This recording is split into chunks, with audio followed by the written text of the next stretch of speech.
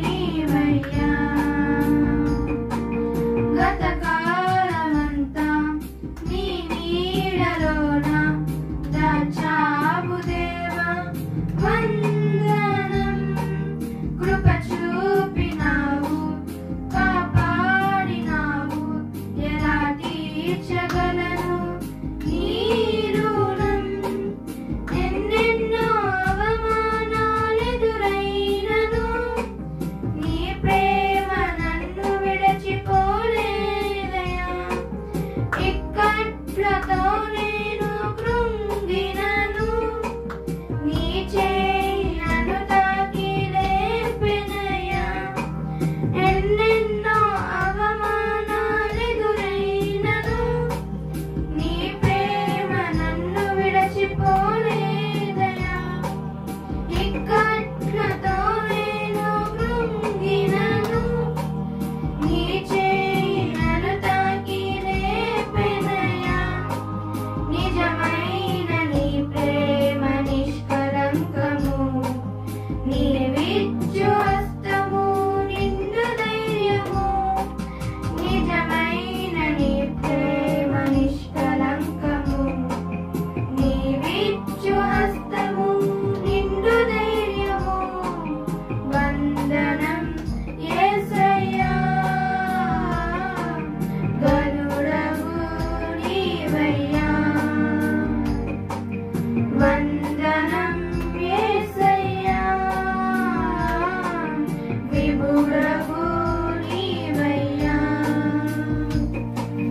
గతకాలమంతా నీ నీడలోన దాచావు దేవా, వందనం. కృప చూపినావు, కాపాడినావు, ఎలా తీర్చగలను నీ రుణం. మాటలే ముల్లుగా మారిన వేళ నీ మాట నన్ను పలుకరించెనయ్యా. నిందలతో నేను నిండిన వేళ నీ దక్షిణ హస్తం నన్ను తాకెనయ్యా. మాటలే ముల్లుగా మారిన వేళ నీ మాట నన్ను పలుకరించెనయ్యా. నిందలతో నేను నిండిన వేళ నీ దక్షిణ హస్తం నన్ను తాకెనయ్యా. నీ మాట చక్కటి జీవపూట, మరువనెన్నడూ నిన్ను స్తుతించుట. నీ మాట చక్కటి జీవపూట, మరువనెన్నడూ నిన్ను స్తుతించుట. వందనం యేసయ్యా, గనుడవు నీవయ్యా. వందనం యేసయ్యా,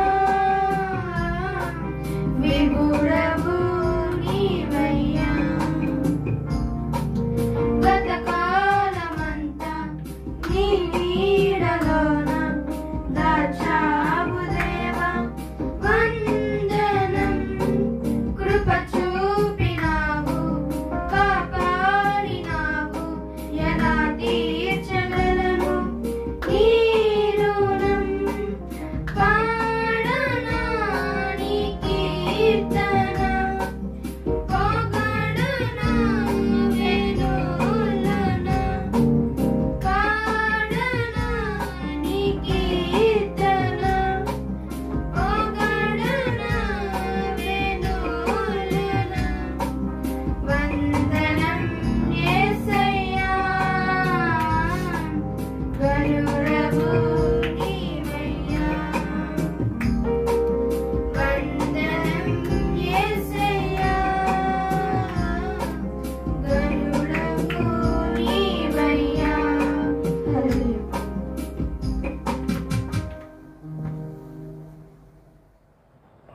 ప్రియమైన దేవుని పిల్లారా, దేవుని వాక్యంలో నుంచి మనము దానియేలు గ్రంథము ధ్యానం చేస్తూ ఉన్నాం. ప్రార్థనా దినాల్లో మనము ప్రార్థనలు చేస్తూ ఉండగా ప్రార్థనకు మనకు సహాయకరంగా ఉండేటటువంటి గ్రంథాలను తీసుకొని మనము ధ్యానం చేయాలన్న ఉద్దేశంతో ఆ రీతిగా దేవుని వాక్యాన్ని ధ్యానం చేస్తూ ఉంటున్నాం. మరి దానియేలు గ్రంథము 2వ అధ్యాయంలో నుంచి పోయినసారి నేను కొన్ని విషయాలు చెప్పాను. మరి దేవుడు దానియేలు గారికి ఆయన చేసిన ప్రార్థన ఆలకించి ఆయన జవాబు ఇచ్చిన విధానము మనం చూస్తాం. దానియేలు గ్రంథము 2వ అధ్యాయమును చూడాలని మనం చేస్తున్నాను. ఒకసారి చూడండి.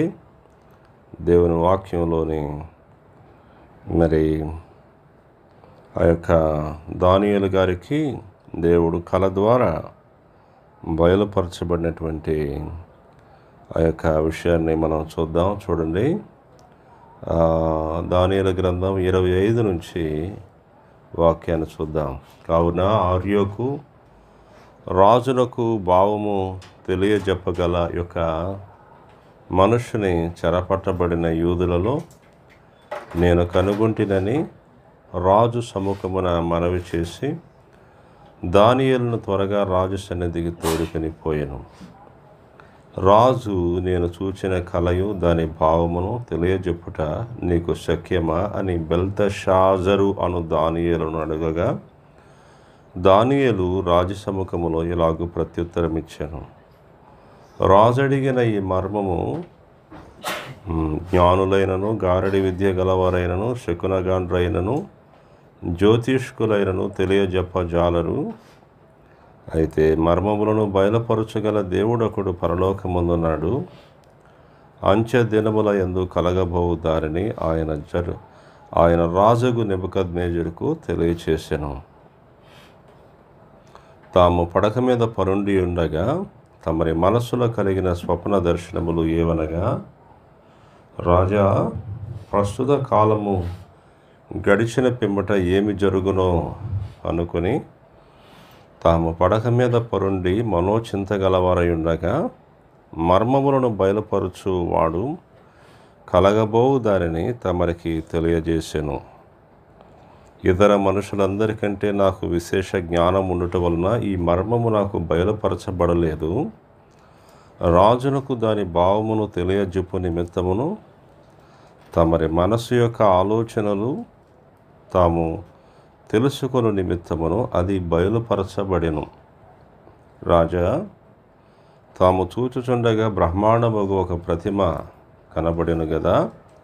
ఈ గొప్ప ప్రతిమ మహాప్రకాశమును భయంకరమైన రూపమును గలదై తమరి ఎదుట నిలిచెను. ఆ ప్రతిమ యొక్క శిరస్సు మేలిమి బంగారుమయమైనదియు దాని రొమ్మును భుజములను వెండివియు దాని ఉదరమును తొడలును ఇత్తడివియు దాని మోకాళ్ళు ఇనుపవియు దాని పాదములలో ఒక భాగము ఇనుపదియు ఒక భాగము మట్టిదియునై ఉండెను. మరియు చేతి సహాయము లేక తీయబడిన ఒక రాయి ఇనుమును మట్టియు కలిసిన ఆ ప్రతిమ యొక్క పాదముల మీద పడి దాని పాదములను తుత్తునియలునగా విరగొట్టినట్టు తమకు కనబడెను. అంతటా ఇనుమును మట్టియు ఇత్తడియు వెండియు బంగారమును ఏకముగా దంచబడి కళ్ళములోని చెత్తవలే కాగా వాటికి స్థలము ఎచ్చటను దొరకకుండా గాలి వాటిని కొట్టుకొని పోయెను. ప్రతిమయు విరగొట్టబడిన ఆ రాయి ప్రతిమను విరగొట్టిన ఆ రాయి సర్వభూతలమంత మహాపర్వతమాయను. తాము కనిన కల ఇదే, దాని భావము రాజసముఖమున మేము తెలియజెప్పెదము. రాజా, పరలోకమందున్న దేవుడు రాజ్యమును అధికారమును బలమును ఘనతయు తమరికి అనుగ్రహించి ఉన్నాడు. తమరు రాజులకు రాజై ఉన్నారు. ఆయన మనుషులు నివసించే ప్రతి స్థలమందును మనుషులనేమి భూజంతువులనేమి ఆకాశ పక్షులనేమి అన్నిటినీ ఆయన తమరి చేతికి అప్పగించి ఉన్నాడు. వారందరి మీద తమరికి ప్రభుత్వము అనుగ్రహించి ఉన్నాడు. తామే ఆ బంగారపు శిరస్సు. మనము దానియేలు గ్రంథము 2వ అధ్యాయము 25 నుంచి 38 వరకు ఉన్న వచనాలను చదువుకుందాం, ప్రార్థన చేసుకుందాం. మా ప్రభువా, మీ గణనామానికి వందనాలు, స్తోత్రాలు, కృతజ్ఞతాస్తుతులు చెల్లిస్తూ ఉన్నాము. ఈ యొక్క ప్రశస్తమైన దినములోనికి మమ్మల్ని నడిపించి మిమ్మల్ని ఆరాధన చేయుట కొరకై ఇచ్చిన కృప కనికరాలను బట్టి స్తోత్రాలు.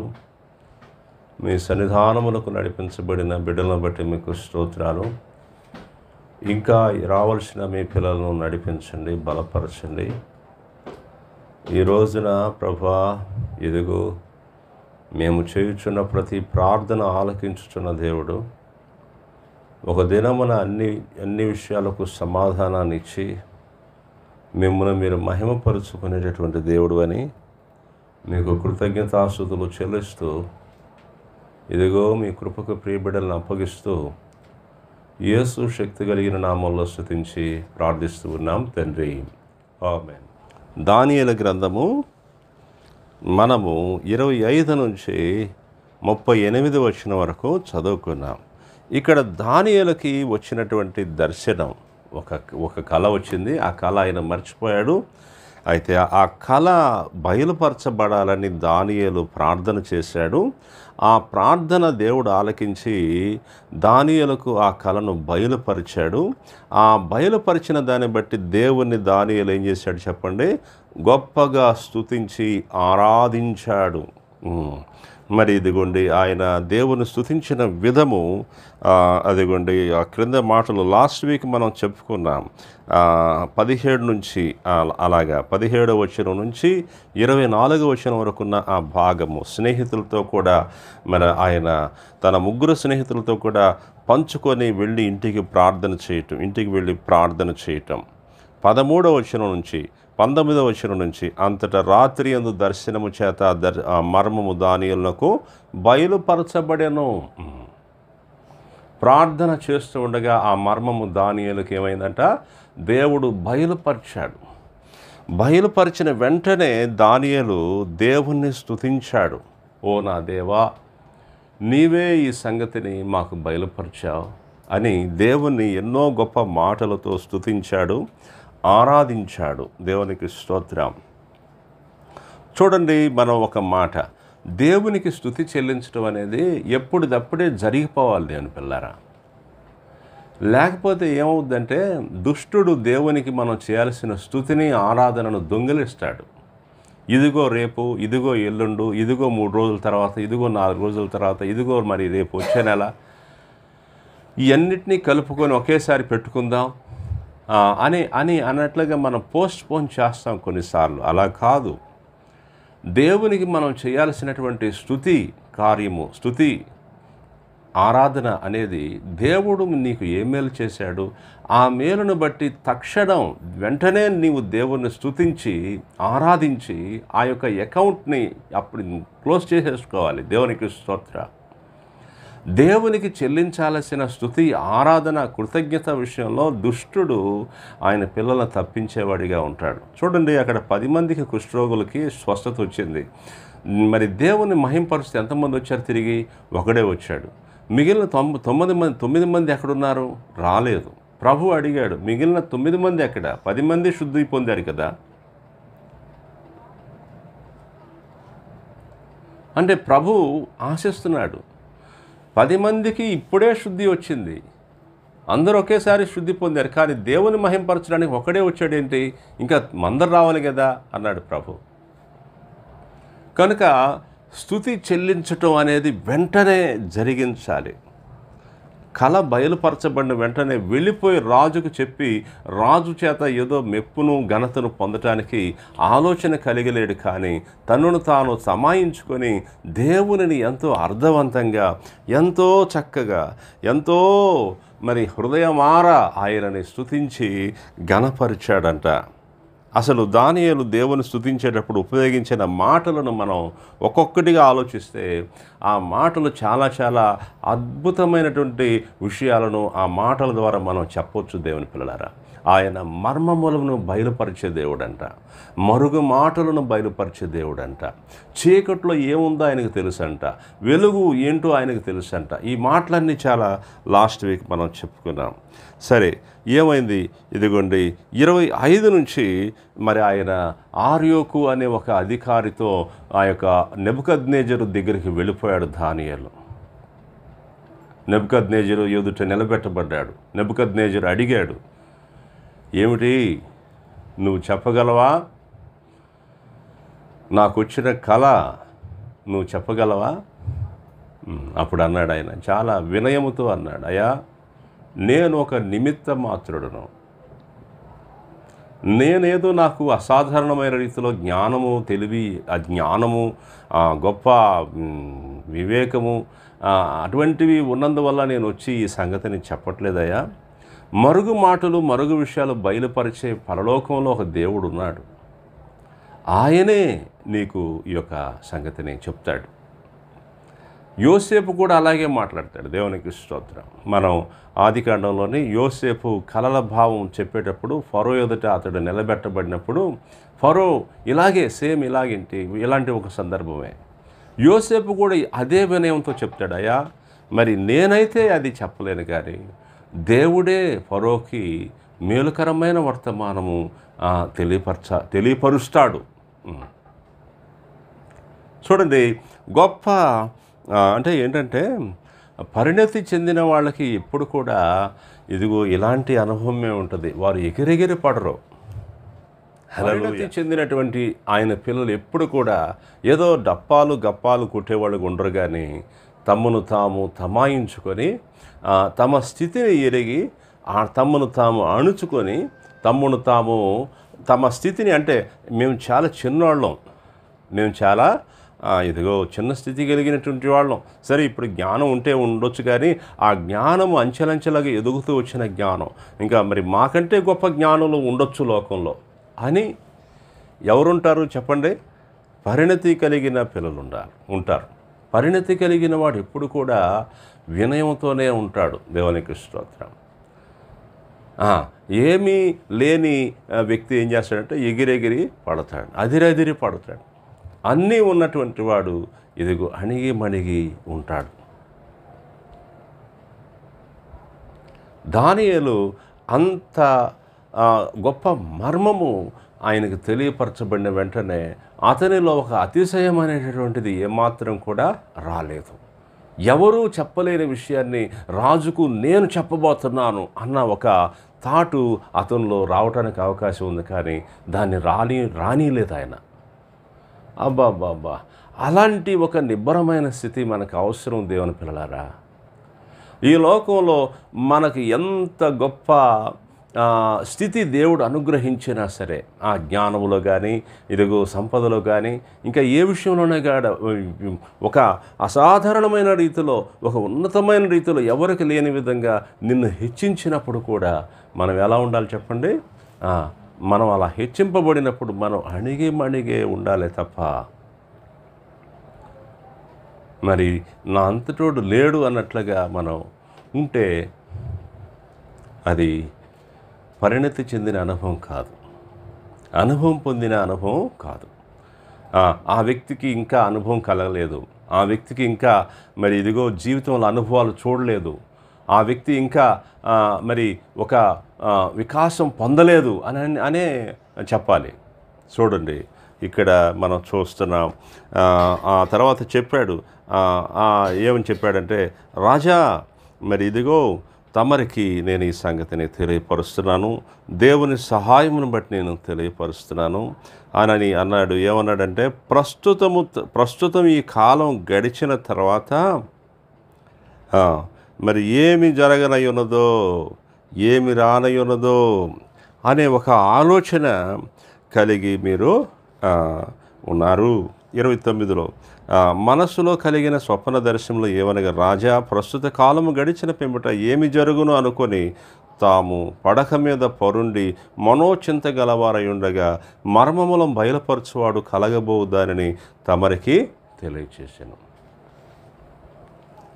ఈ మాటలు రాజు ఆయన ఆలోచించిన ఒక ఆలోచన దేవుడు చూశాడు. ఇదిగో నాకు ఈ అధికారం ఉంది, ఈ బబులోను రాజ్యంలో నేను ఆదేశిస్తున్నాను, మరి నేను రాజకీయాన్ని కలిగి ఉన్నాను. ఓకే, మరి ఒక రోజున నేను పెద్దవాడిని అయిపోతాను, దాటిపోతాను. ఆ తర్వాత ఏం జరుగుద్ది? ఈ రాజ్యం యొక్క పరిస్థితి అంతా ఎలా ఉంటుంది?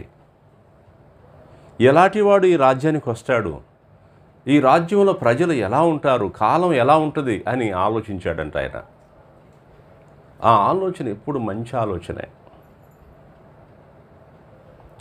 నేను ఉన్నంతకాలం సరే, నేను ఉన్నంతకాలం పిల్లల్ని ఇదిగో ఈ కుటుంబాన్ని ఇలా నడిపించాను. ఒక రోజున నేను ఉండను, ఆ టైంలో ఈ పిల్లలు ఎలా ఉంటారు, ఇదిగో ఆ టైంలో ఈ పిల్లలు ఎలా బ్రతుకుతారు అని ఆలోచించే తండ్రి, ఆ తండ్రులు ఎంతమంది?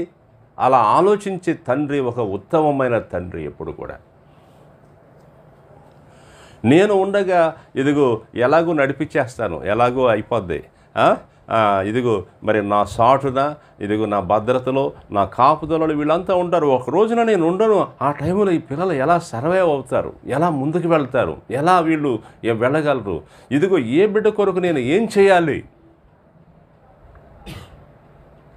ఇలా ఆలోచన చేసే ఆలోచన ఎప్పుడు దేవునికి ఇష్టమైనది. ఆయన ఒక మాట అన్నాడు, ఏమన్నాడు? రేపటి దినమును గురించి మీరు చింతించాల్సిన అవసరం లేదు అన్నాడు. అదే సమయంలో చింత కాదు, ఒక ఆలోచన ఉండటం మంచిదే. సరే, నేనున్నంత వరకు ఓకే, రేపటి రోజున పిల్లల స్థితి ఏంటి? ఇక్కడ ఖచ్చితంగా నెబుకద్నెజరు యొక్క ఆలోచన అదే. ఆ ఆలోచన దేవుడు చూశాడు. చూసి ఇదిగో రాజ్యాల యొక్క చరిత్ర ఆయనకి చెప్పాలనుకున్నాడు దేవుడు. తమరి తర్వాత తమరి కంటే తక్కువైన ఒక రాజ్యం వస్తుంది. ఆ రాజ్యం తర్వాత వేరొక రాజు, ఇత్తడి వంటి ఆ యొక్క లోహంతో పోల్చబడిన రాజు అనేవాడు వస్తాడు. ఆ తర్వాత మరొక రాజు, ఇనుము మట్టి, అటువంటి రాజ్యాలు. ఆ రాజ్యాలు గడిచిన తర్వాత పరలోకమందున్న దేవుడు తానే ఒక అనంతమైన రాజ్యాన్ని భూమి మీద స్థాపిస్తాడు. నెబుకద్నెజరుకు ఆ సంగతి విన్నప్పుడు ఏమనిపించి ఉంటుందంటే, నేను గడిచిపోయిన తర్వాత ఉన్న పరిస్థితులన్నిటిని గురించి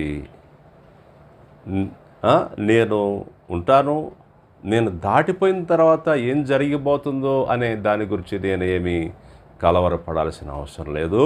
నేను లేకపోయినా కూడా ఉండే దేవుడు ఉన్నాడు, ఆయనకు ఒక ప్రణాళిక ఉన్నది, ఆయన ఇలా జరిగించనై ఉన్నాడంట.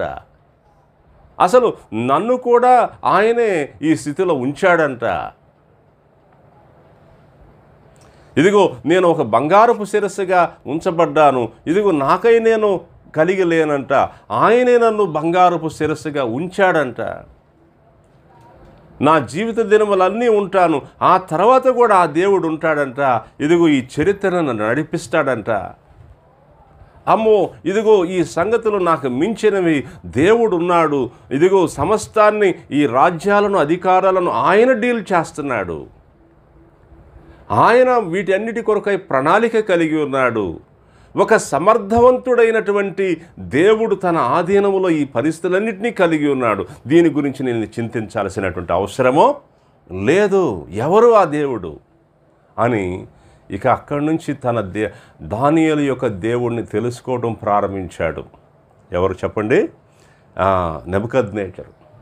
దేవుని పిల్లలారా, నిజంగా మరి దేవుడు బాధ్యత కలిగి ఆలోచించే ఏ మనుషునికైనా సరే తన చిత్తాన్ని తెలియపరుస్తాడు. అతడు అన్యుడైనా దేవుని బిడ్డ అయినా. ఒక రెస్పాన్సిబిలిటీ, ఒక ఆలోచించాల్సిన ఒక రైటు, అసలైన ఆలోచన ఎవరు ఆలోచిస్తాడో ఆ ఆలోచనలను దేవుడు చూసినప్పుడు అతనికి ఇవ్వాల్సిన జ్ఞానాన్ని దేవుడు తప్పక ఇస్తాడు. అతడు దేవుని బిడ్డ అన్యుడా కాదు, ఆ ఆలోచన మంచిదా కాదా అనేదే ప్రాముఖ్యం.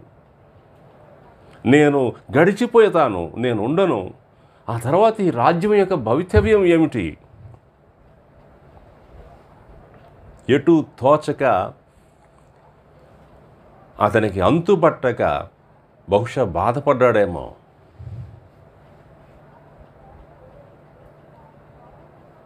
ఒకసారంట బ్రదర్ భక్తి సింగ్ గారు దేవుని సేవా పరిచర్య చేసి ఆయన పెద్దవాడైపోయాడు. వృద్ధాప్యానికి వచ్చినప్పుడు బైబిల్లోని ఒక వచనాన్ని చదివాడంట. వచ్చు తరములకు నీ సత్యమును నేను తెలియపరుస్తాను అనే యొక్క మాట చదివాడంట. చదివినప్పుడు వచ్చు తరములకు నీ సత్యాన్ని తెలియపరచాలి అనే మాట ఎప్పుడైతే చదివాడో తానున్న కాలంలో సువార్త చేశాడు, తిరిగాడు, ఎన్నో వేల కిలోమీటర్లు దేశ విదేశాలు తిరిగాడు, సంచరించాడు. దేహం ముతకబడిపోయింది, మెత్తబడిపోయింది, పెద్దవాడైపోయాడు. మనుషులు పట్టుకొని నడిపించాల్సిన పరిస్థితికి వచ్చేసాడు. పెద్దవాడైపోయాడు. దేహంలో కాంప్లికేషన్స్ వచ్చేసినాయి, అనారోగ్యాలు వచ్చేసినాయి. ఆ సమయంలో వాక్యాన్ని చదివేటప్పుడు వచ్చు తరములకు నీ మహిమను ఎవరు తెలియపరుస్తారనే వచనం చదువుతూ ఏడ్చాడంట ఆయన. ఎందుకు ఏడ్చాడంటే, అయ్యా ఇదిగో మరి ఇప్పుడున్న మనుషులకు నేను తెలియపరిచాను, జనాంగములు వస్తున్నారు నీ సన్నిధికి వాక్యం వినటానికి ఆకలి దెప్పలతో. కానీ ఈ జనాంగానికి పిల్లలు పుడతారు, వారు కూడా వస్తారు, వారికి నీ వాక్యాన్ని ఎవరు తెలియపరుస్తారు? నేను ఉండను, నేను పెద్దవాడిని అయిపోయాను, రేపో మాపో నీ యుద్ధకు వచ్చేసేయాలి. రాబోయేటటువంటి 2-3 తరాలు ఆ యొక్క ప్రజలకి మరి ఇదిగో ఈ విధంగా నేను తెలియపరచబట్టే ఈరోజు వచ్చి ఈ సమూహాలు వాక్యాన్ని వింటున్నారు. వీరి పిల్లలకి ఎవరు చెప్తారు దేవా అని ఆయన ఎందుకు దుఃఖించాడు అని అంటే, ఆ భారం తాను గడిచిపోయిన తర్వాత ఈ సేవ ఇలా జరుగుద్దా లేదా, ఈ సేవ ఇలాగే జరగాలి, ఈ సేవ ఇదే విధంగా సమర్థవంతంగా జనాంగములకు ఆశీర్వాదకరంగా ఉండేటట్లుగా తీసుకొని పోబడాలి అని ఆయన దుఃఖించాడంట. దేవుడు విడవలేదు ఆ సేవని. దైవజనుడు చేసిన సేవని దేవుడు విడవలేదు. వారి పిల్లలు బిలీవర్స్కి పిల్లలు వస్తే సేవకులు కూడా పిల్లలు వచ్చారు. సేవకుల పిల్లలు జన సమూహాలకు వచ్చే పిల్లల్ని ఈ పిల్లలు సేవకుల పిల్లలు సేవకులై అలా నడిపిస్తూ మరి ఇంకా కొత్త సేవకులను దేవుడు తీసుకొని వస్తూ పిలుచుకుంటూ ఆయన మార్గాలను చూపించుకుంటూ నడిపిస్తూనే ఉన్నాడు. కొన్ని లోటుపాట్లు ఉండొచ్చు, అయితే దేవుడు విడవలేదు. దేవునికి స్తోత్రం, హల్లెలూయా. దేవుడు విడవడు. ఇక్కడ మనం ఈరోజు దేవుడు మనకు తెలియపరుస్తున్న విషయం ఇదే. రాబోయే కాలమును గూర్చి మనకు చింత ఉండాలి, ఆలోచన ఉండాలి. జ్ఞానవంతురాలైన స్త్రీని గురించి ఒక మాట చెప్పాడు చూడండి. నేను మీకు మంచి ఇంట్రెస్టింగ్గా ఉంటుంది అది. ఆ స్త్రీ ఆమె ఏం చేస్తుందట, 31వ అధ్యాయంలో ఉంటుందిరా, చూడండి రా. సామెతల గ్రంథం 31వ అధ్యాయం.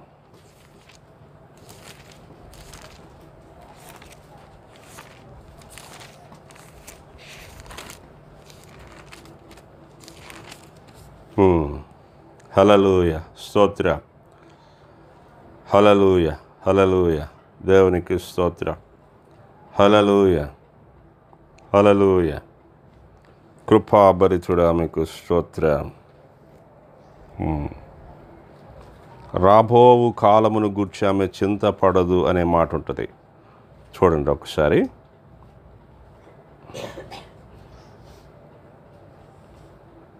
హల్లెలూయా, స్తోత్రం.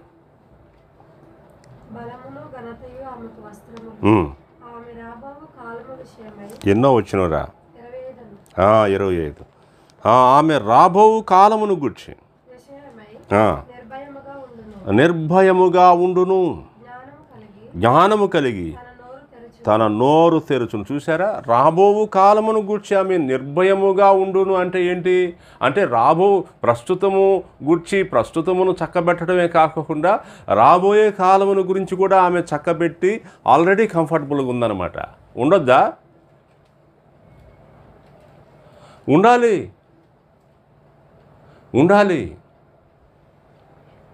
ఇప్పుడున్న కాలం ఎలాగో గడిచిపోతే చాలు అనే మనస్తత్వం ఎలాంటి మనస్తత్వం? ఎప్పుడు కూడా రేపు సంగతి ఎందుకురా, ఇప్పుడు ఏంటి, ఇప్పుడు చూడు, ఎంత చూడండి. అది కొన్నిసార్లు ఓకే, కానీ ఖచ్చితంగా ఒక బాధ్యతాయుతమైన ఆలోచన మనకు అవసరం. మన గృహాలను గురించి, పిల్లలను గురించి, రాబోయే కాలమును గుర్చి ప్లాన్ అవసరం, ప్రణాళిక అవసరం, ఆలోచన అవసరం. ఆ యొక్క రాబో కాలమును దృష్టిలో పెట్టుకొని ఇదిగో మనం చేయాల్సిన పనులు అవసరం. చేయాలి. రాబో కాలమును దృష్టిలో పెట్టుకొని మనం నడవాలి, ఏర్పాట్లు చేసుకోవాలి. దానికి దేవుని సహాయ సహకారాలు, దేవుని సపోర్టు, దేవుని యొక్క ప్రోత్సాహం నీకు ఉంటుంది. దేవుడు అలాంటి ఆలోచన ఇష్టపడుతున్నాడు. రాజా తమరు పడక మీద పరుండి ఈ కాలం గడిచిపోయిన తర్వాత ఎలాంటి కాలము, ఎలాంటి రాజు వస్తాడు, ఈ ప్రజల సంగతి ఏంటి, ఈ దేశ పరిస్థితి ఏంటి అనే ఆలోచనలు ఆలోచిస్తూ మీరు పడక మీద నిద్రించారు. అప్పుడు దేవుడు చూపించాడు ఈ విషయాలన్నీ. దేవుడు చూపించిన విషయాలు ఇవి. కనుక దేవునికి స్తోత్రం. దేవుడు ఇదిగోండి ఆ విషయాలను దానియేలుకు మరి బయలుపరిచాడు. రాజుకు ఆ సంగతులు తెలియపరిచినప్పుడు రాజుకు చాలా నిబ్బరమైన స్థితి కలిగింది. నేను దీని గురించి చింతించాల్సిన అవసరమే లేదు, ఆయన అన్నిటినీ చూసుకుంటున్నాడు, ఆయన అన్నిటినీ జరిగిస్తాడు. ఆ తర్వాత ఏమైంది మరి ఇదిగోండి చూడండి. దానియేలుని ఆయన ఎంతగానో ఘనపరిచాడు. దానియేలుని ఎంతగానో ఘనపరిచాడు. తనకు మించిన దేవుడు, ఇదిగో తనను నడిపిస్తున్న దేవుడు ఉన్నాడు అనే విషయం తెలుసుకున్నాడు. చూడండి మరి ఇదిగోండి ఆ మాటలు ఈ 45-46 నుంచి చదవరా. అంతటా రాజుకు నెబుకద్నెజరు దానియేలునకు సాష్టాంగ నమస్కారం చేసి అతని పూజించి నైవేద్య ధూపములు అతనికి సమర్పింప ఆజ్ఞాపించాను. మరియు రాజు ఈ మర్మమును బయలుపరచుటకు నీవు సమర్థుడు అయితివే, నీ దేవుడు దేవతలకు దేవుడును రాజులకు ప్రభువును మర్మమును బయలుపరచువాడునై ఉన్నాడని దానియేలునకు ప్రత్యుత్తరం ఇచ్చెను. అప్పుడు రాజు దానియేలును బహుగా హెచ్చించి అనేక గొప్ప దానములిచ్చి అతనిని బబులోను సంస్థానం అంతటి మీద అధిపతినిగాను బబులోను జ్ఞానులందరిలో ప్రధానునిగాను నియమించెను. అంతటా దానియేలు రాజునొద్ద మనవి చేసుకొనగా రాజు షడ్రకు, మెషకు, అబేద్నెగోయను వారిని బబులోను సంస్థానం మీద విచారణకర్తలుగా నియమించెను. అయితే దానియేలు రాజు సన్నిధిని ఉండెను. దేవునికి స్తోత్రం. చూసారా దేవుని పిల్లలారా, ఇక్కడ రాజు యొక్క సమస్య పోయింది. రాజుకు ఒక గొప్ప నిశ్చయత కలుగు చేయబడింది. అయితే ప్రార్థించిన దానియేలు యొక్క స్థితి హెచ్చింపబడింది. దేవునికి స్తోత్రం. ప్రార్థించిన దానియేలు, అతని యొక్క స్నేహితులు ముగ్గురు కూడా ఆ యొక్క సంస్థానంలో హెచ్చింపబడ్డారు. దైవ సన్నిధానములో గడిపేవాళ్ళు దేవుని సన్నిధిని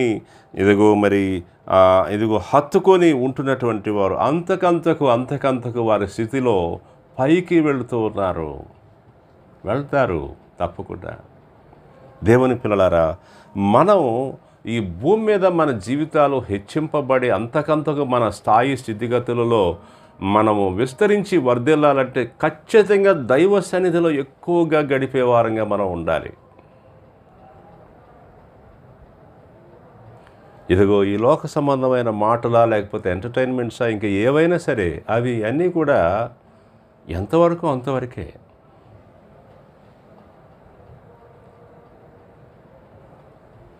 దేవునికి స్తోత్రం. హల్లెలూయా. రాత్రి ఒక తలంపు నా మనసులోకి వచ్చింది. శామ్యూయల్ పట్ట ఎంతమందికి తెలుసు? ఐడియా ఉందా? శామ్యూయల్ పట్ట ఆయన కింగ్స్ టెంపుల్ అని శామ్యూయల్ పట్టా గారు, మెర్లిన్ పట్ట ఆయన మరి పాస్టమ్మ గారు, శామ్యూయల్ పట్ట ఇద్దరు కూడా మంచి దైవజనులు చేస్తున్నారు. ఇప్పుడు వాళ్ళ సేవ అనేది అది ఒక విధానము. మరి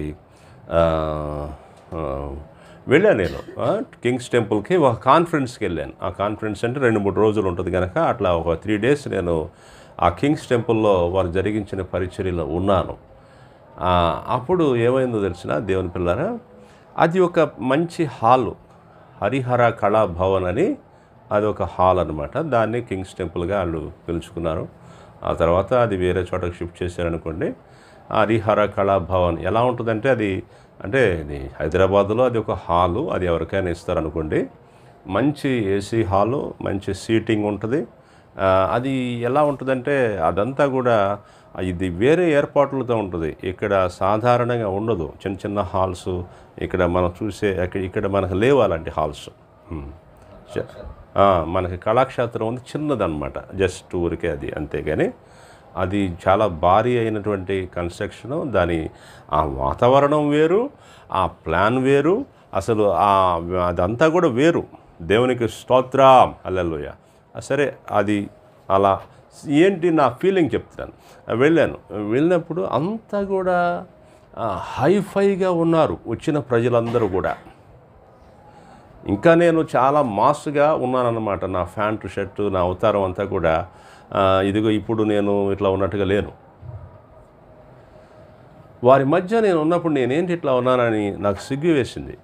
అంత చక్కటి ఆకృతి, చక్కటి స్వరూపాలు, చక్కటి ఆడవాళ్ళు, మగవాళ్ళు, ఎవరికి వాళ్ళే, యూత్, బ్రదర్స్, సిస్టర్స్, అస్సలు ఎలా ఉన్నారనుకుంటున్నారు? అసలు ఫారినా ఇది అని అనిపించింది నాకు.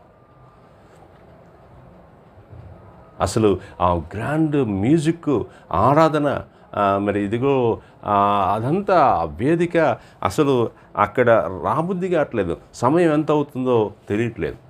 ఏంటి నాకు అక్కడ కలిగిన అనుభూతి అంటే ఇంకా ఇక్కడే ఉండాలి. ఒక ఎంజాయ్మెంట్ అనేది అక్కడ నాకు ఒక ఎంజాయ్మెంట్ అంటే కొంత ఆహ్లాదకరంగా నాకు అనిపించింది. కానీ నేను బయటకు వచ్చిన తర్వాత నా ఆత్మీయ జీవితంలో నేను అభివృద్ధి పొందాలంటే వీటన్నిటిని నేను విడిచి ఏకాంతంగా దేవుని యొద్దకు నేను వెళ్ళాలి. వాటన్నిటినీ నేను మంచివి కావు అని అనట్లేదు, మంచివే, స్తోత్రం, హల్లెలూయా. మంచి కుషన్ సీటింగ్ వద్దా? కావాలి. మంచి హాల్ వద్దా? కావాలి. మలమల మాడిపోయే ఎండలో ఉండటం మనకి బాగుంటుందా? ఉండదు. చల్లటి మంచి ఉండాలి, ఫెసిలిటీ ఉండాలి. ప్రతి విధమైన ఫెసిలిటీ, మనుషులకు సౌకర్యం, ప్రతి విధమైన సౌకర్యం మనకు అవసరమే. సౌకర్యాలు ఎంత పెరుగుతూ ఉంటే అంతగా మనం కంఫర్టబుల్గా ఉంటాం. ఉండాలి, కావాలి, ఆహా ఓహో ఉండాలి, విశ్రమించాలి.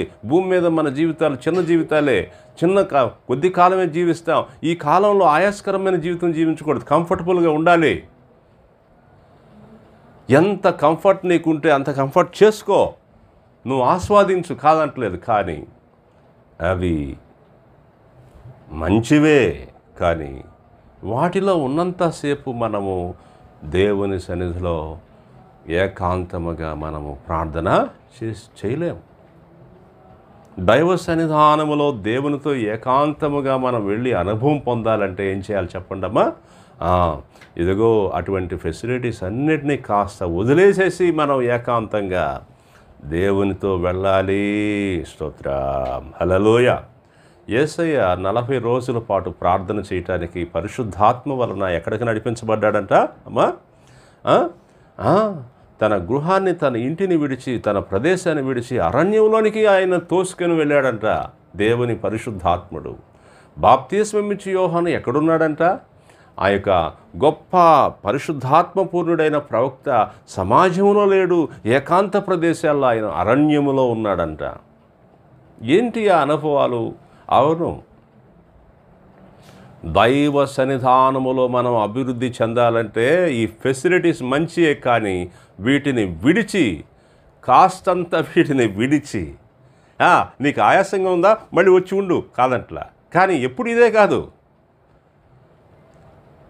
ఎప్పుడో ఒకప్పుడు, కానీ ఎక్కువగా సాధ్యమైనంత వరకు దేవుని పిల్లలు ఏకాంతముగా గడిపే అనుభవంలో ఎవరు ఉంటారో వారు అత్యున్నత స్థితికి వస్తారు. దేవునికి స్తోత్రం. మన అత్యున్నతమైనటువంటి స్థితికి మనము చూడండి, మన స్థితి ఎక్కడికో వెళ్ళిపోద్ది, తీసుకెళ్తాడు దేవుడే. నిన్ను నీ పిల్లల్ని దేవుడు ఎక్కడికో తీసుకెళ్తాడు, హెచ్చిస్తాడు, ఆయన గొప్పగా హెచ్చిస్తాడు. అయితే ఎక్కువగా దైవ సన్నిధానంలో నువ్వు గడపడం అనేది ఇందుకు అవసరమైంది. అది మనకి ఎక్కడ కనపడుతుంది? ఈ దానియేలు, ఆ యొక్క హనన్యా, మిషాయల్, అజర్యా, అది వాళ్ళు రిక్వెస్ట్ చేసుకోలేదు. అయ్యా ఇదిగో మరి మేము కష్టపడుతున్నాం, ఏదో చిన్న చిన్న పనుల్లో ఉన్నాం, మాకు కాస్త ప్రమోషన్ ఇప్పించరా అలా ఏమీ విన్నవించుకోలేదు. రాజు వారిని ఘనంగా హెచ్చించాడంట. రాజుగారి సన్నిధిలో ఉండేటట్లుగా దానియేలు నియమించబడ్డాడంట. వారు వెతకకుండానే, వారు ఎక్స్పెక్ట్ చేయకుండానే, వారు ఆశించకుండానే ఒక హెచ్చింపు వారి జీవితాలకు వచ్చేస్తుంది. ఎందుకంటే దేవుని సన్నిధిలో వారు ఎక్కువగా గడిపేవారిగా ఉన్నారు. ఒకసారి అంటాడు, నేను ముగిస్తానని చెప్పి, బెల్తెషాజర్ అనే ఆయన, మీకు చదివిస్తాను, చూపిస్తాను వాక్యము. చూడండి ఒకసారి. 5వ అధ్యాయం, ఇదే దానియేలు గ్రంథం 5వ అధ్యాయం.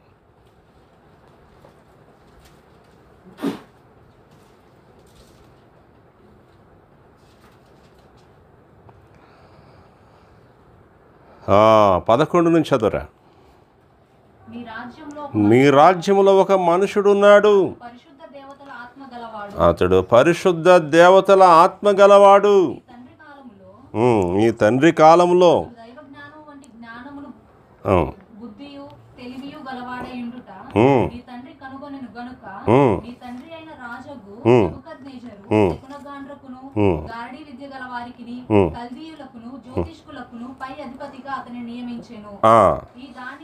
ఈ దానియేలు శ్రేష్టమైన బుద్ధి గలవాడై మర్మములు బయలుపరచుటకును, కఠినమైన ప్రశ్నలకు ఉత్తరమిచ్చుటకును, జ్ఞానమును తెలివియు గలవాడుగా కనపడెను. కనుక ఆ రాజు బెల్తెషాజర్ అనే పేరు పెట్టెను.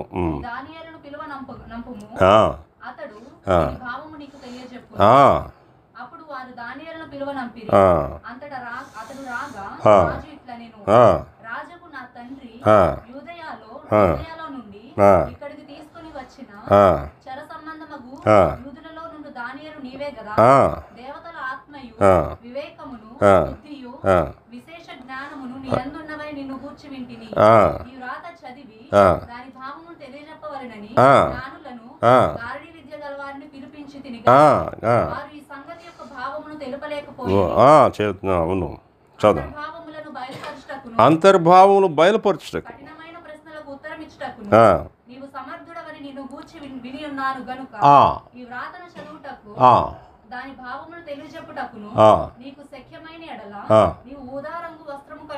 ఆ మాట ఎక్కడ రాదు? ఎన్నో వచ్చినవాడు మాది 16. నీవు ఓదారంగు వస్త్రపు కట్టుకొని మెడను సువర్ణ కంఠభూషణము ధరించుకొని రాజ్యములో 3వ అధిపతిగా ఏలుదువు. అందుకు దానియేలు ఇట్లా, నేను చూడండి, నీ దానములు నీ యొద్ద నుంచుకొనము, నీ బహుమానములు మరి ఎవరికైనా ఇమ్ము. అయితే నేను ఈ వ్రాతను చదివి దాని భావమును రాజునకు తెలియజెప్పేదని. చూసారా, ఆ యొక్క అతను కూడా ఒక షాకింగ్ అనమాట. అక్కడ బెల్షాజర్ అనే ఒక రాజుకి దేవుడు ఇచ్చిన ఒక హెచ్చరిక. ఆ హెచ్చరిక ఆ వాల్ మీద, ఆ గోడ మీద వ్రాయబడిన మాట అరిచేయి కనపడి అది రాస్తూ కనపడింది. అది చాలా భయపడిపోయాడు. ఆ విషయం ఏంటి తెలియజెప్పేవాళ్ళు ఎవరు లేరు. అక్కడికి దానియేలు పిలువబడ్డాడు. దానియేలుతో మరి నెబుకద్నెజరు మాట్లాడిన విధానం వేరు, ఇతను మాట్లాడుతున్న విధానము వేరు. ఇతను ఏమంటున్నాడంటే, మరి ఇదిగో ఆ చర సంబంధమైన దానియేలు నీవేనా? నీకు చాలా గొప్ప జ్ఞానం ఉంది, దేవతల ఆత్మ నీ యొద్ద ఉంది, రకరకాలుగా నీ గురించి విన్నాను. మరి ఈ వ్రాత అర్థం ఏంటో నువ్వు నాకు చెప్పగలవా? చెప్తే నీకు ఇదిగో ఈ విధంగా నీకు ఇవన్నీ నేను ఇస్తాను అని అతను మాట్లాడాడు. అప్పుడు దానియేలు అంటున్నాడు, నీ దానములను ఏమన్నాడు? నీవే ఉంచుకో, లేదంటే ఎవరికన్నా ఇవ్వు. స్తోత్రం, హల్లెలూయా. దైవ సన్నిధానములో గడిపేవాడికి ఎప్పుడు అవి లెక్క కానే కావు. అవి ఉండొచ్చు, ఉండకపోవచ్చు. ఉంటే మంచిదే, లేకపోయినా ఓకే. స్తోత్రం. నీ దానములు నీవే ఉంచుకో. చూడండి, వాటి వెనకాల పరిగెత్తే వాళ్ళు కాదు దైవ సన్నిధిలో గడిపే పిల్లలు. ఈ లోక సంబంధమైన ఫెసిలిటీస్ మంచివే, కానీ వాటి వెంట పరిగెత్తే వాళ్ళు కాదు. దైవ సన్నిధి యందు పట్టు కలిగి ఉంటారు. అది then Daniel answered and said before the king, keep your gifts for yourself and give your rewards to someone else. However, I will read the writing to the king and reveal the interpretation to him. దేవునికి స్తోత్రం, హల్లెలూయా. నీ బహుమానములను నీతోనే ఉంచుకో, ఎవరికన్నా ఇవ్వు ఇంకా. and give your rewards to someone else. ఏది ఏమైనా సరే నేను నీకు ఇదిగో వ్రాయబడినటువంటి ఈ విషయాన్ని చదివి దాని అర్థాన్ని చెప్తాను. O king, the most high God gave Nebuchadnezzar your father kingdom and greatness and glory and majesty. ప్రభావమును, మహిమను, ఘనతను నీ తండ్రి అయిన నెబుకద్నెజరుకు అదిగో అత్యున్నతుడైన దేవుడు ఇచ్చాడు ఓ రాజా అని చెప్పాడు. O king, the most high God gave. ఆమేన్. ఎలాంటి దేవుడు అంటే ఆయన చెప్పండి? ఆయన ఉన్నతుడైన దేవుడు, అత్యున్నతుడైన దేవుడు నీ తండ్రికి ఈ ప్రభావము, ఘనత, రాజ్యమును ఇచ్చాడు. అంటే ఆ దానియేలు అవగాహన చూడండి. అతని గిఫ్ట్స్ అనేవి చూడండి, అతనేంటి ఇచ్చేది అతనికి? నువ్వేంటి నాకు ఇచ్చేది? ఈ గిఫ్ట్స్ నువ్వు ఇచ్చే ఈ ఓదారంగు, గుర్రం మీద తిరగటం, ఇదంతా తిప్పటం, ఊరేగించడం, వీటన్నిటి కోసం నేను వేచి ఉన్న వ్యక్తి అని అనుకుంటున్నావా? అంటే దానియేలు యొక్క ఆ నాలెడ్జి, దానియేలు యొక్క అవగాహన ఎలా ఉందో చూడండి. అసలు ఈ రాజ్యము, ఈ మహిమ, ఈ ఘనత అత్యున్నతుడైన దేవుడు నీ తండ్రికి ఇచ్చాడు. నీ తాతల నుంచి వారసత్వంగా వస్తున్నది కాదు, అత్యున్నతుడైన దేవుడు ఇచ్చాడు నీ తండ్రికి ఇది. నీవు అతని కుమారుడుగా వచ్చావు ఈ రాజ్యానికి అని మొదలుపెట్టాడు. ఓ దేవుని పిల్లలారా, అవును పిల్లలారా, ప్రార్థనలో గడిపేవాళ్ళు, దైవ సన్నిధానంలో గడిపేవాళ్ళు అలాగే మాట్లాడతారు. వాళ్ళ మాటలు అత్యున్నతమైన స్థాయిలో ఉంటాయి. ఎవరి మాటలమ్మా చెప్పండి? ఎవరి మాటలు? ప్రార్థనా పరుల యొక్క మాటలు. దేవుని సన్నిధిలో గడిపేవారి యొక్క మాటలు అత్యున్నత స్థాయిలో ఉంటాయి. అబ్రహాముని ఒకసారి తన కుమారుడు ఐసాక్కి పెళ్లి చేసే సందర్భంలో ఎలియాజర్ని పంపుతాడు. అప్పుడు అంటాడు, నీవు నా కుమారుడికి అక్కడి నుంచి భార్యని తీసుకొని వస్తావు అంటాడు. అసలు ఇంకా వెళ్ళలేదు, అక్కడ ఏం మాట్లాడలేదు, వాళ్ళకి కలవలేదు. ఎందుకంటాడంటే, ఎవని సన్నిధిలో నేను జీవించుచున్నానో ఆ దేవుడు తన దూతనిచ్చి నీ ప్రయాణాన్ని సఫలం చేస్తాడు. అబ్బా బాబా, ఎవరు మాట్లాడగలరు అలాగా? దైవ సన్నిధానములో జీవించేవాళ్ళు మాట్లాడే మాటలు అత్యున్నతమైన స్థాయిలో ఉంటాయి. మనము సామాన్యులమే, కానీ దైవ సన్నిధానములో మనం ఎక్కువగా గడిపినప్పుడు మన స్థితి, మన మనోస్థితి, మన అంతరంగ జ్ఞానం, మన సకలమైన పరిస్థితులు హెచ్చించబడతాయి. దేవుడు నాతో మాట్లాడే మాట ఏమిటంటే, ఇదిగో దేవుడు నిన్ను ఏ స్థితి నుంచి, ఎవరి నుంచి వేరుపరిచాడో అక్కడ వేరుగా ఉండు. నీ ప్రత్యేకతను నువ్వు కాపాడుకో. అందరితో కలవబాకు. నిన్ను బాధించే మనుషులుగా ఉన్నప్పుడు అక్కడికి వెళ్ళబాకు. ఇదిగో నీ మనసును ఇబ్బంది పరుచుకోబాకు. నీ మనస్సును ఇదిగో అదిగో ట్రబుల్ అవుతున్నప్పుడు నీ జ్ఞానముగా ఎక్కడ ట్రబుల్ అవుతుంది అక్కడి నుంచి నిన్ను నువ్వు వేరు చేసుకో, నీ సహవాసం వేరు చేసుకో. అక్కడ నీకు బాధ కలుగుతుంది, వారు నేను బాధిస్తున్నాను, ఎందుకు అక్కడికి వెళ్ళటం? అవును, దేవుడు నిన్ను ప్రత్యేకించిన స్థానంలో నీవు నిబ్బరము కలిగి ఉండు. నీ పట్ల దేవుడు ఒక ప్రణాళికతో పనిచేస్తూ ఉన్నాడు. నీవు ప్రత్యేకముగా ఉంటేనే ఇదిగో ఈ దేవుని పని అతి త్వరగా నీ జీవితంలో జరుగుతుంది, లేదంటే ఆలస్యం అవుతుంది. దేవునికి కావాల్సింది ఏంటంటే మనము ప్రత్యేకముగా ఉండుట, ఆయన మనకు కనపరుస్తున్న మార్గాలలో మనం నడుచుట, అధికముగా ఆయన సన్నిధానములో నీవు గడుపుట, ఏకాంతముగా ఆయన యొద్ద ఇదిగో ఆయన యొక్క దర్శనము లేక ఆయన స్వరమును వినుట, ఆయన యొక్క నడిపింపును పొందుట. ఎట్లా చెప్పండి? ఏకాంతముగా. ఆ యొక్క LAF ఫెలోషిప్లోని మనకి ఏం చెప్తారంటే, ఆరాధన చిన్న చిన్న ప్రార్థన కూడికలు జరిగించినా కూడా ఫైనల్లో ఒక మాట చెప్తారు. బిలీవర్స్ వెళ్ళిపోతున్నప్పుడు ఏకాంతంగా వెళ్ళండి, దేవునితో గడపండి, ఆయన మీతో మాట్లాడతాడని చెప్తారు వాళ్ళు. దేవునికి స్తోత్రం, హల్లెలూయా. ఏమంటారు చెప్పండి? ప్రార్థన అయిపోయింది, బ్లెస్సింగ్ ఇచ్చేసిన తర్వాత మీరు ఏం చేస్తారంటే ఏకాంతంగా వెళ్ళండి, దేవునితో గడపండి, ఆయన మీతో మాట్లాడతాడు, ఆయన స్వరాన్ని వినండి అని చెప్తారు. ఎప్పుడు కూడా వాళ్ళ ప్రతి పరిచర్యలో కాంగ్రెస్ ఆ యొక్క సమాజమునకు ఆ మాట చెప్తారు. అవును, అది నిజం. దేవుడు అలాంటి కృప మనకు దయచేయనుగాక. ప్రార్థన చేసుకుందాం. ప్రభువా, మీకు వందనాలు నాయనా. ఈరోజు ఎంతో ఆశీర్వాదమును మాకు ఇచ్చినందులకాయ వందనాలు. మీ సన్నిధిలో ఎక్కువగా గడిపే కృప మీ పిల్లలకు దయచేయి. ఆ రోజు దానియేలు, షడ్రకు, మెషకు, అబేద్నెగో అనేటటువంటి ఆ యొక్క ముగ్గురు స్నేహితులు, నలుగురు కలిసి మీ సన్నిధిలో వేడుకున్నారు గనుకనే అక్కడ మరి సమస్య పరిష్కరించబడింది. రాజుగారికి చెప్పాల్సిన విషయాలు బయలుపరిచారు. మీ పిల్లలు ఎప్పుడు ప్రార్థిస్తారో, దేని కొరకు వేడుకుంటారో ఆ విషయాలన్నీ కూడా ఎంతో సమాధానంగా, నెమ్మదిగా, జయకరంగా జరుగుచున్నవే.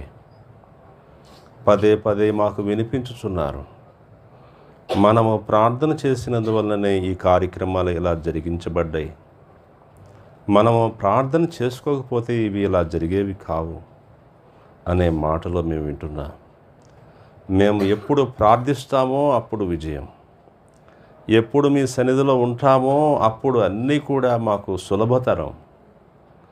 అందరికీ కష్టమైనా ప్రార్థించే మీ పిల్లలకి అవి సులభతరమే. వందనాలు నాయనా. మీ పిల్లలు ఎక్కువగా మీ సన్నిధిలో గడపడానికి సహాయం చేయి. పరిశుద్ధుడా, మీకు వందనము.